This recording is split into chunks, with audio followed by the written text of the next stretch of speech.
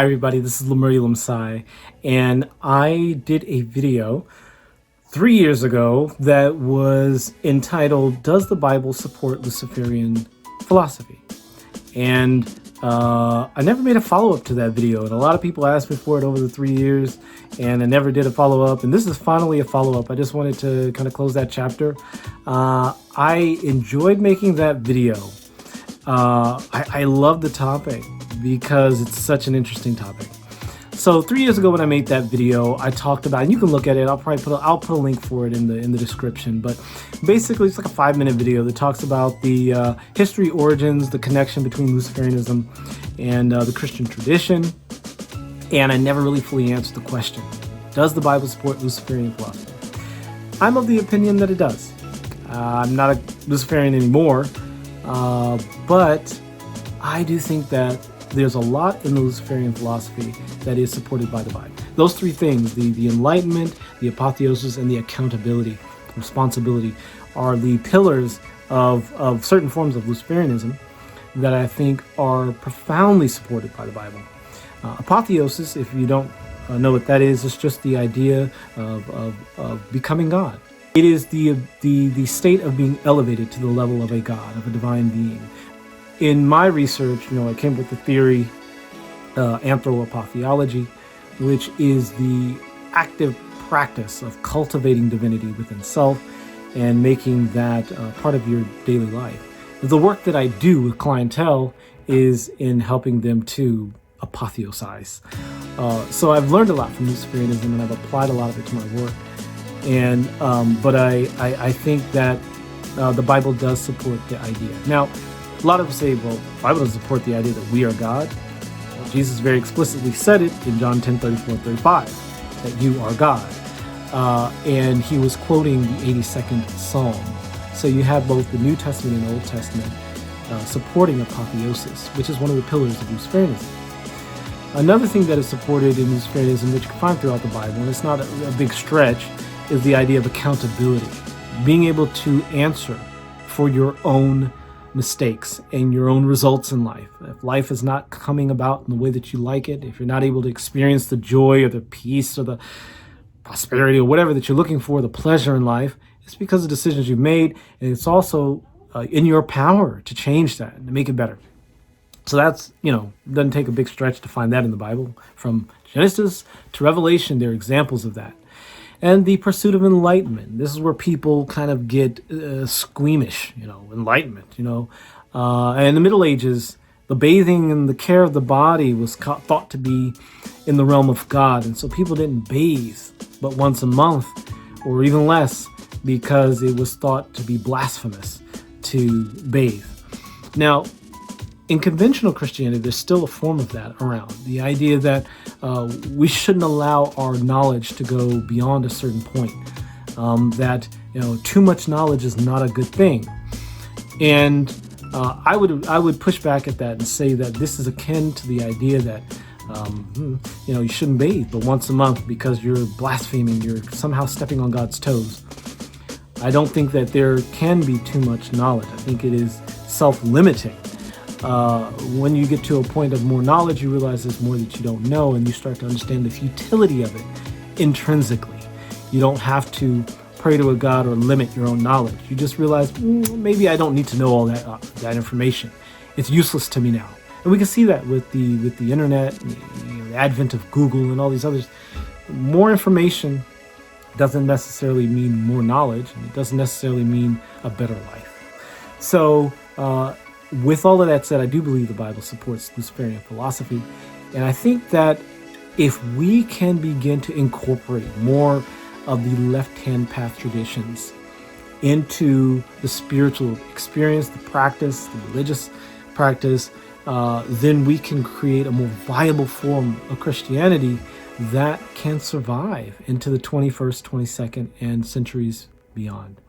Now, there are some wonderful texts that I'm going to point out here that you can check out if you want to know more about Luciferian philosophy. This one's really great.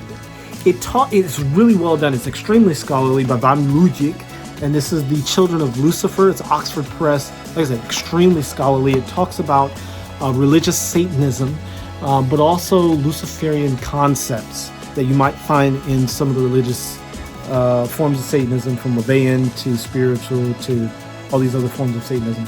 And he talks about some of the greatest writers of the Western world who were, by definition, Satanists. And it's a great text.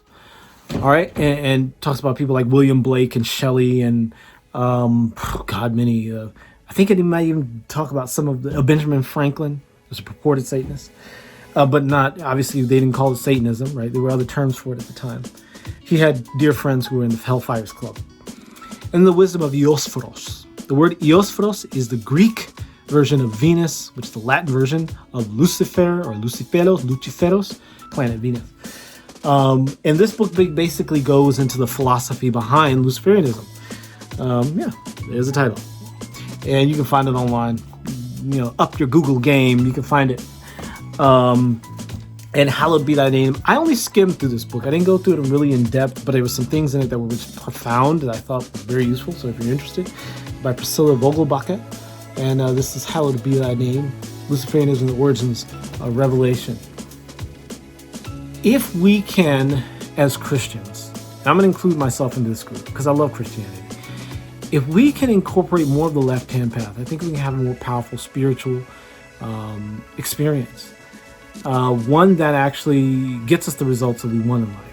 There's no point in living a life and being completely miserable. There's no use in doing that. We can live more fully. And if the words of Jesus and the words of the Bible, which are the basis of Christianity, support some of the left-hand ideology and some of the left-hand philosophy, why aren't we applying it?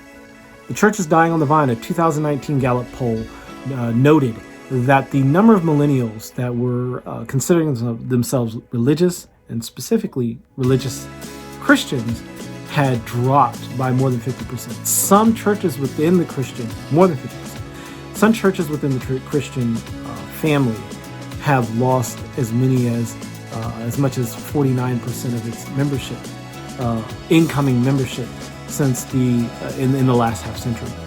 So, this dwindling aspect in Christianity is something that has been unprecedented, and I think it's because Christianity as a whole, in its conventional form, is just not viable. We've castrated, and I'll include myself in this because I was a Christian for a long time. We've castrated the power of the Christian message, which is not that we should be obeisant or venerating to some sort of phantom that lives in the ethers, but that we can harness the power within ourselves to create lives that are exceptional. I think that any belief system that encourages the outsourcing of your divine right, your divine ability, is a religious system that doesn't have a future. And Christian churches are dying on the vine because they continually preach a message of extrinsic locus of control. God is out there in the ethers instead of right here in your heart. God is something that you have to chase after or find or seek after rather than cultivate.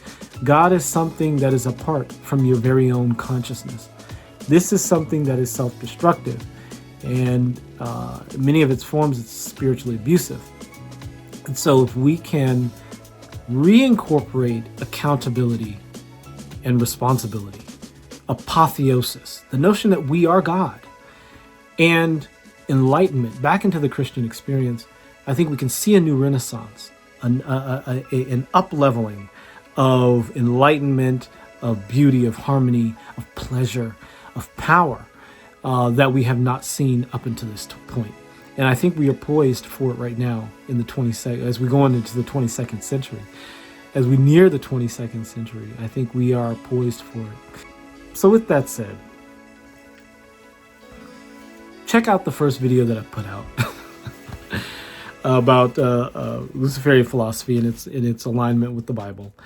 And I think that you'll find it very interesting. If you would like to explore this more, if you'd like to actually cultivate that essence that is within you and harness the power for it, tap into the Psi Life method. You can look on the link below, set up an epiphany call, see if this is something that's actually for you, because it may not be for you at all. But it may be beneficial for you. It's an hour-long call, and we can go through some of the challenges you're facing now in your sex life, spiritual life, and personal life, and start creating something that's more harmonious. So with that said, I'm done, and have a wonderful